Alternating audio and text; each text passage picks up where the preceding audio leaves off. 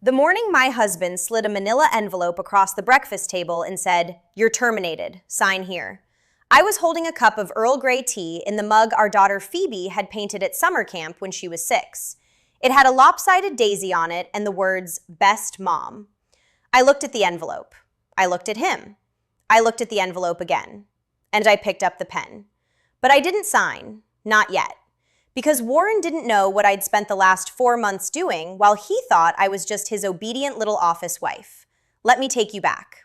I met Warren Calloway in the spring of 2006 at a mutual friend's barbecue in Raleigh, North Carolina. He was 31, broad-shouldered, wearing a polo shirt that was slightly too tight in the arms, and talking about how he was going to launch a logistics consulting firm that would revolutionize supply chain management for mid-sized manufacturers. Most people at that barbecue glazed over when he started talking shop. I didn't. I was 29, 3 years into a perfectly good career as a financial analyst at a regional bank, pulling in $74,000 a year with a 401k match and dental. I had a plan for my life, a solid, boring, beautiful plan. Warren blew that plan to smithereens. We started dating in June. By September, I was helping him draft his first business proposal at my kitchen table at 11 o'clock at night. By December, he got down on one knee in the parking lot of a Waffle House, romantic, I know, and asked me to marry him. I said yes before he even finished the sentence. We were married the following March in a small ceremony at his parents' country club. 42 guests. My mother cried. His mother told me my dress was a brave choice. That should have been my first warning. His mother, Dolores Calloway, was a retired school principal who believed that a wife's primary function was to support her husband's ambitions without question, without complaint, and preferably without opinions. She once told me at Thanksgiving dinner, in front of 11 people, that the reason Warren's first girlfriend didn't work out was because she had too many of her own ideas. Everyone laughed. I smiled and poured more wine. Within 3 months of the wedding, Warren sat me down and gave me the speech. The one that changed everything. He said the firm was growing faster than he expected. He had 2 clients already and 3 more interested, but he couldn't handle operations and business development at the same time. He needed someone he could trust absolutely. Someone brilliant with numbers, organized to the bone, and willing to work 80-hour weeks for no pay until the company turned a profit. He looked me dead in the eye and said, "I need you, Celeste. Quit the bank. Come build this with me." And I did. God help me, I did. I gave my 2 weeks' notice on a Thursday. My boss, Linda Trask, looked at me like I'd lost my mind. She said, "You're walking away from a pension for a startup?" I told her it was different when it was your husband's dream. She shook my hand and said, "I hope you're right." I wasn't. I mean, at first I was. For the first 7 years, Calloway Logistics was a freight train. I built every system from the ground up.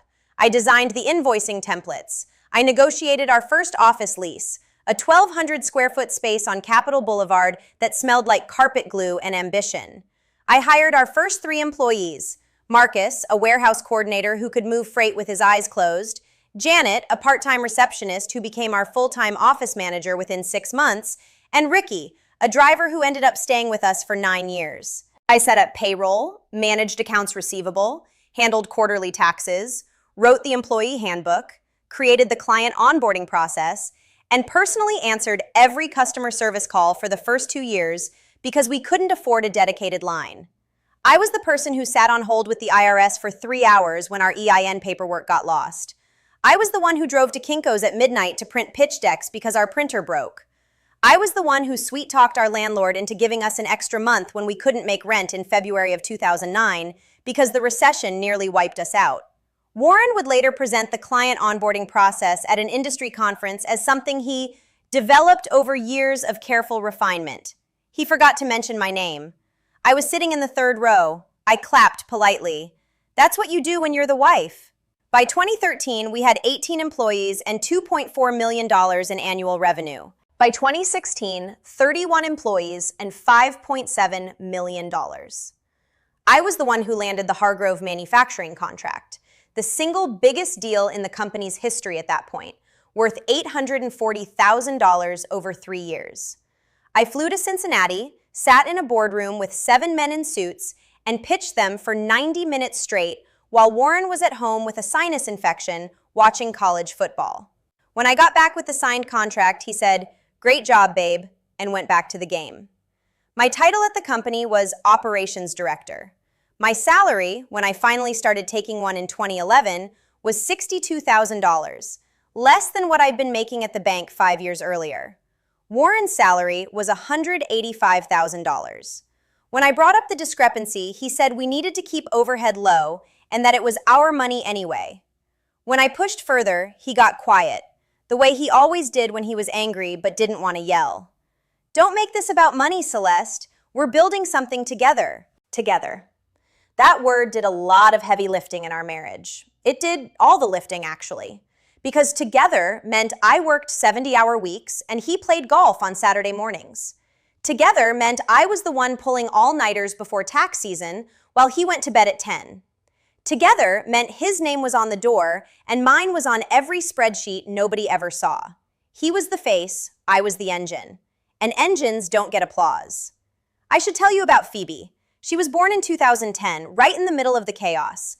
I went back to work 11 days after a C-section because we had a client audit coming up that Warren said he couldn't handle alone.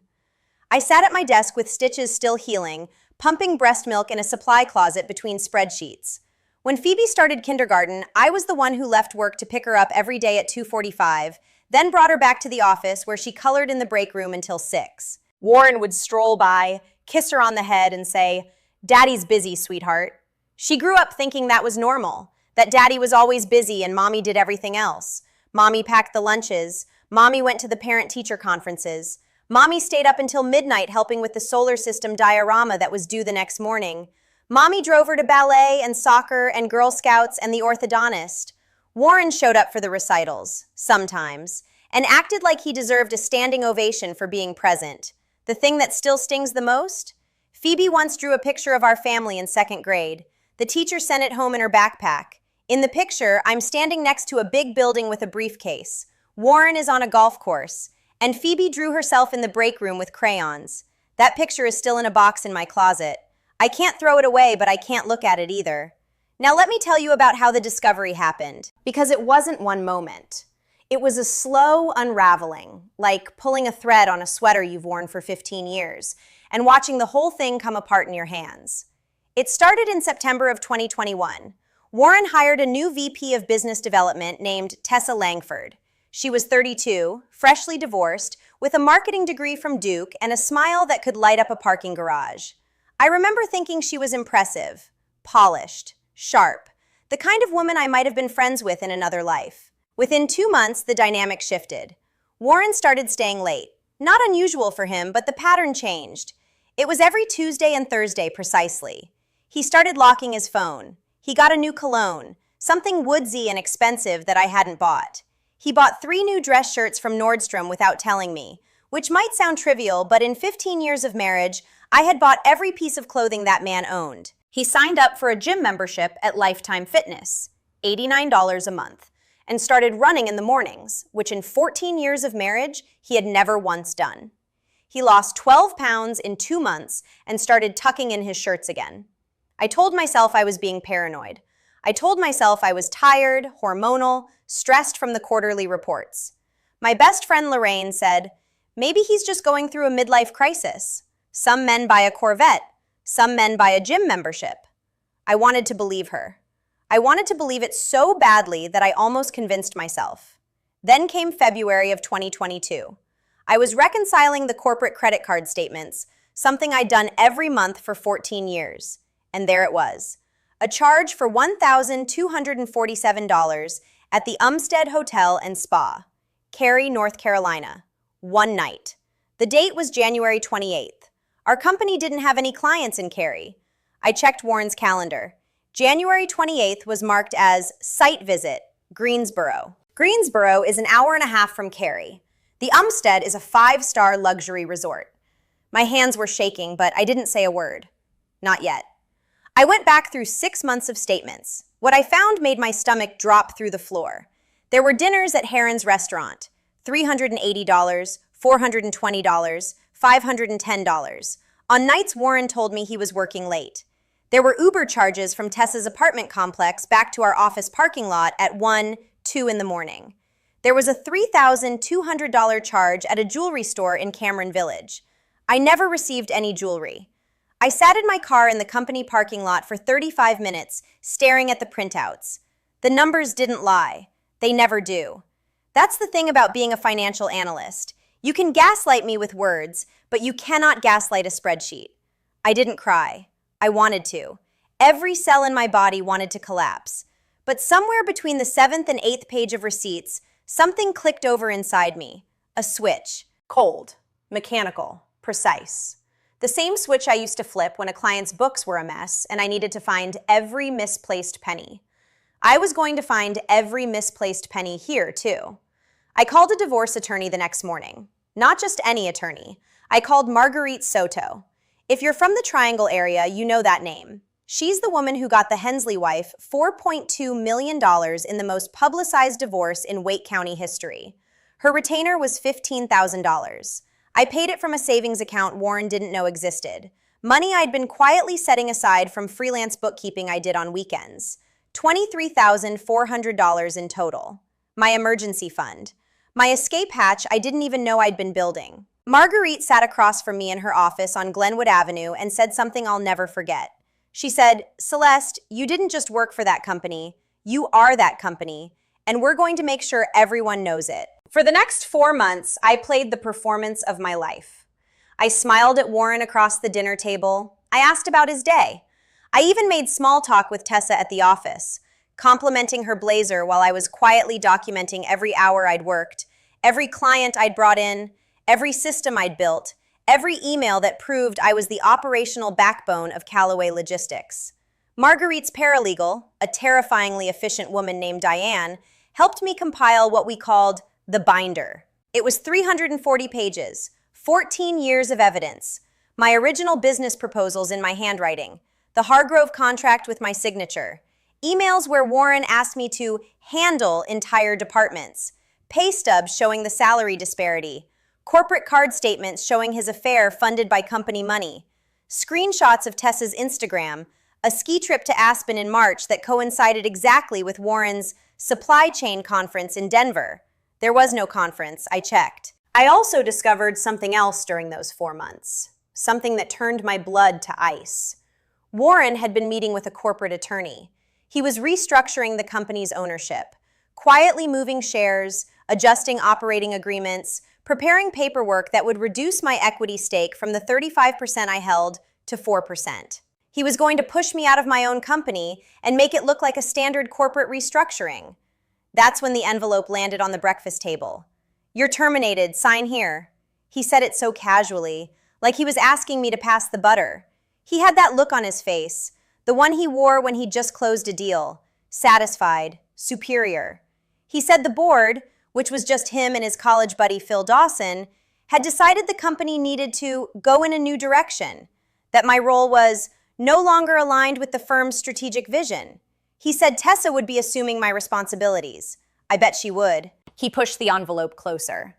"It's a fair severance, $60,000. Just sign the separation agreement and we can keep this clean." $60,000 for 15 years, for my career, for every weekend, every holiday, every birthday party I left early, every school play I missed. $60,000 for the woman who built his empire while he played golf and slept with his VP. I looked at him, and for the first time in months, I let the mask slip. Just a little. I smiled. Not a warm smile, not a kind smile. The kind of smile that makes a man suddenly unsure of the ground beneath his feet. "Warren," I said, "I'm going to need you to call Phil, and Tessa, and your mother while you're at it. Tell them all to be in the conference room by noon." He laughed. Actually laughed. "Celeste, this isn't a negotiation." "You're right," I said. "It's not." At 11:55 a.m., I walked into the conference room at Callaway Logistics carrying a banker's box.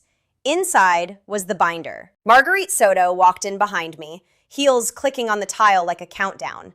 Behind her came a forensic accountant named Dale Whitmore, who Marguerite had brought in to analyze the company finances. Warren's face went from confused to pale in about 4 seconds. He looked at me, then at Marguerite, then at the banker's box, and I could see it. The exact moment he understood that the ground had shifted beneath his feet. that the woman he'd underestimated for 15 years had been playing chess while he thought we were playing checkers. Marguerite laid it all out, methodically, surgically. She didn't raise her voice once. She didn't need to. She had the binder. She presented the affair, funded entirely on the company dime. The hotel stays, 7 of them, totaling $8,940. The dinners, 23 documented, totaling over $9,000. The jewelry, a diamond pendant from Bailey's Fine Jewelry, $3,200, that Tessa was wearing in her Instagram photos by Valentine's Day. The fraudulent restructuring designed to strip me of my equity.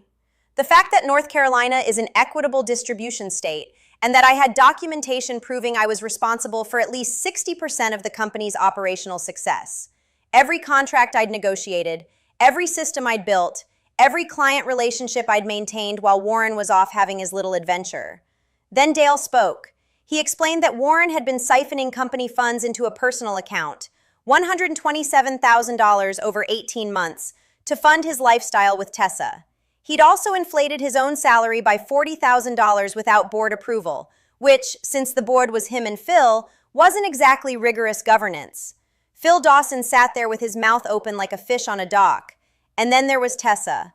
Poor, ambitious Tessa, who I think genuinely believed Warren was going to leave me for her.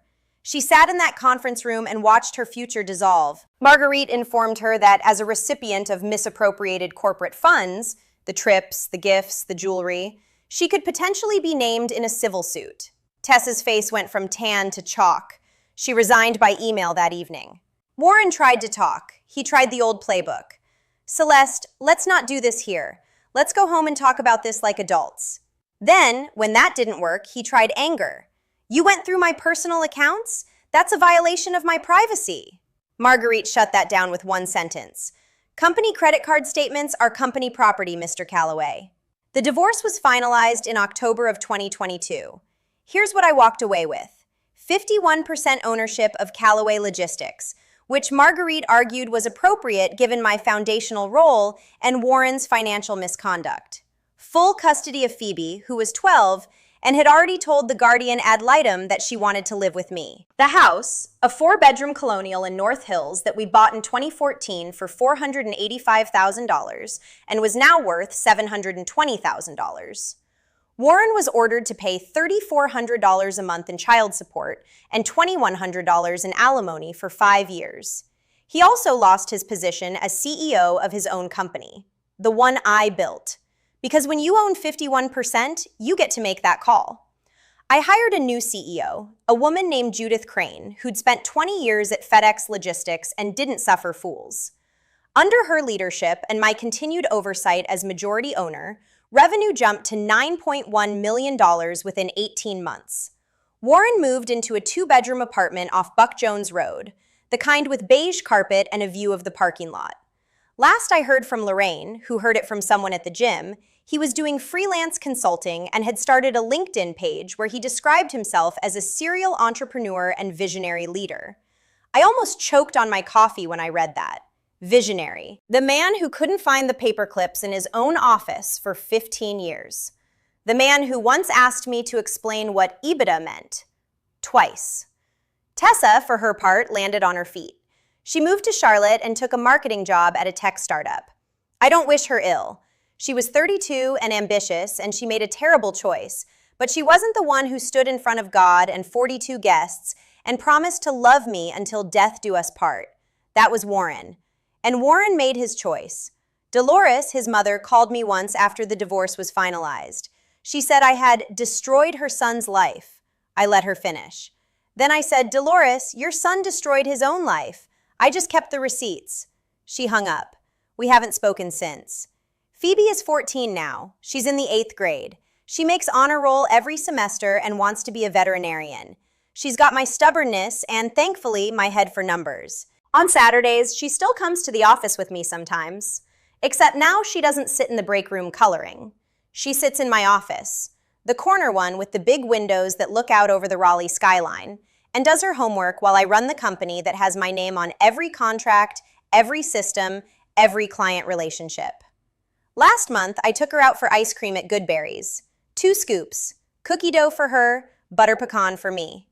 We sat on the bench outside, and she said something that nearly broke me apart in the best possible way. She said, "Mom, I want to start a business someday, like you did." Like I did. Not like her father, like me. I held it together until we got to the car. Then I cried for 10 minutes in the driver's seat of my paid-off Lexus, while my daughter patted my arm and said, "Mom, are you okay?" And I was. For the first time in years, I was completely, thoroughly, bone-deep okay. Some mornings, I still drink my tea from that lopsided Daisy mug. I sit at my kitchen table, in my house, and I think about that morning with the envelope. I think about how Warren genuinely believed I would just sign, that I would fold, that after 15 years of building everything he took credit for, I would quietly accept $60,000 and disappear. He never understood the most basic truth about me. I'm not the kind of woman who disappears. I'm the kind of woman who keeps receipts. Every single one of them.